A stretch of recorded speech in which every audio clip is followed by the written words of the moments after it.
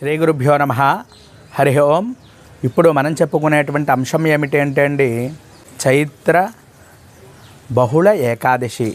ఈ చైత్ర బహుళ ఏకాదశి దీనికి పేరు ఏమిటి అంటే అండి వరూధిని ఏకాదశి. ఈ ఏకాదశి యొక్క విశిష్టత ఏమిటి అనేది ఈ వీడియోలో మనం తెలుసుకుందాం. సాధారణంగా మనం ప్రతి ఏకాదశి కూడా మానవ జీవితంలో ఖచ్చితంగా ఉపవాసం చేయాలి.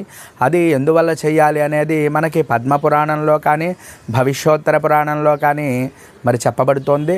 అంటే బ్రహ్మచారి ఎలా ఉన్నప్పటికీ కూడా గృహస్థులు ఖచ్చితంగా చేయవలసినటువంటి వ్రతం ఏదైనా ఉందా అంటే ఉపవాసం, అది ఏకాదశి ఉపవాసం. అది ఖచ్చితంగా ఆచరించాలి అని చెప్పి మనకి అన్ని శాస్త్రాలు కూడా చెప్పబడుతున్నాయి.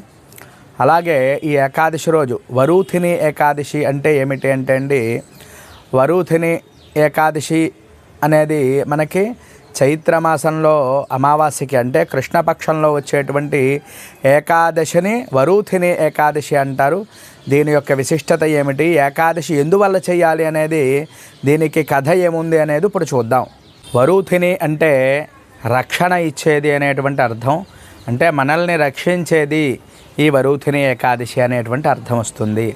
అలాగే ఈరోజు వరూధిని ఏకాదశి రోజు ఏమి చేయాలి అంటే అండి, ఉదయాన్నే లేచి స్నానం చేసిన తరువాత, మీకు అవకాశం ఉన్నవారు ఎవరైనా నదికి వెళ్ళి స్నానం చేయాలి. లేకపోయినట్లయితే శుచి అయిన తరువాత మరి తులసి దగ్గరికి వెళ్ళి తులసిని పూజ చేసుకోవాలి. అలాగే తులసి దగ్గర దీపం పెట్టి తులసి దళాలు సేకరించి తరువాత విష్ణుమూర్తి యొక్క ఫోటో పెట్టుకుని విష్ణుమూర్తికి కూడా అర్చన చేయాలి.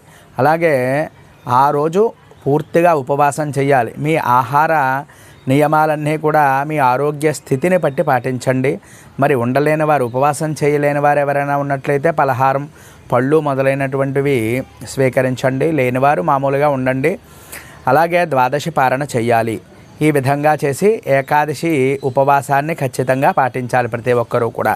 అంతేకాకుండా ఈ ఏకాదశి రోజు ఏమి చేయాలి అంటే అండి, విష్ణు సహస్రనామ స్తోత్ర పారాయణ, భగవద్గీత కానీ భాగవతం కానీ ఇవేవి రాని వారు నారాయణాష్టాక్షరి మహామంత్రాన్ని కానీ హరినామ సంకీర్తన కానీ చేస్తూ ఉపవాసం చేయడం చాలా గొప్ప ఫలితాలను ఇస్తుంది.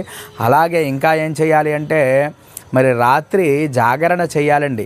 ఈ జాగరణ చేసి అలాగే ద్వాదశి రోజు ఒక బ్రాహ్మణుడికి అవకాశం ఉంటే భోజనం పెట్టండి. లేకపోతే కనుకను స్వయం పాకం ఏదైనా ఇవ్వడం, దగ్గరలో ఉండేటువంటి దేవాలయానికి వెళ్ళడం, దైవ దర్శనాలు చేసుకోవడం తప్పనిసరిగా చేసుకోండి. ఇవి గొప్ప ఫలితాలను ఇస్తాయి, మన బిడ్డల్ని కూడా కాపాడుతూ ఉంటాయి.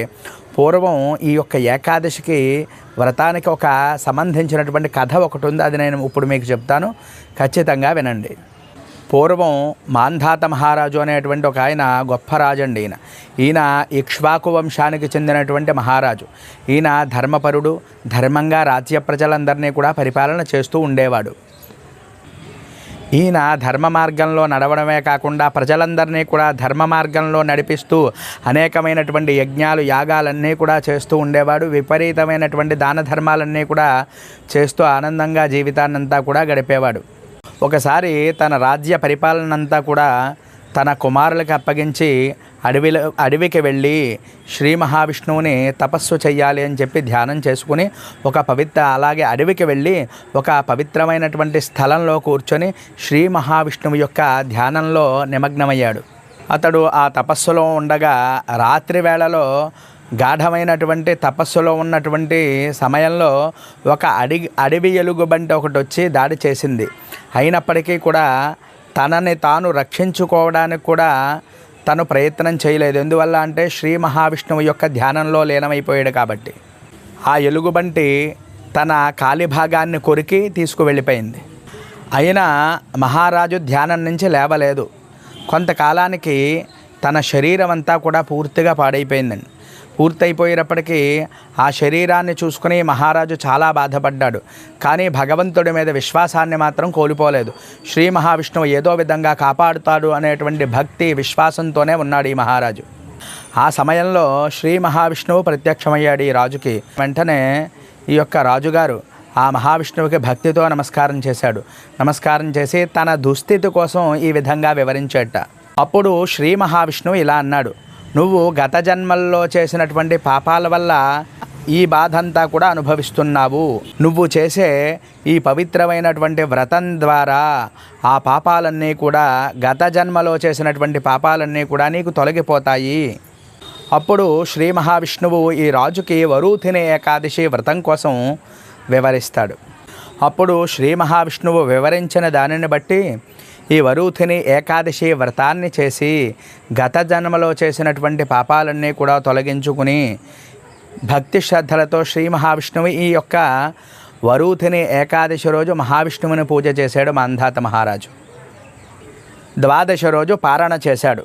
చేసి ఈ విధంగా ఏకాదశి వ్రతాన్ని చేసి, ఏకాదశి రోజు ఉపవాసం చేసి, ద్వాదశి రోజు పారణ చేసి, ఏకాదశి రోజు జాగరణ చేసి, ఈ విధంగా భక్తి శ్రద్ధలతో శ్రీ మహావిష్ణువుని ఆరాధన చేయడం వల్ల, ఈ వ్రత ప్రభావం వల్ల మళ్ళీ అతని శరీరం అంతా కూడా కుదుటపడి సంపూర్ణ ఆరోగ్యంగా మారింది. ఈ మహారాజు మళ్ళీ పూర్వ వైభవాన్ని పొందాడు. అంతేకాకుండా చివరికి విష్ణులోకాన్ని కూడా పొందాడు.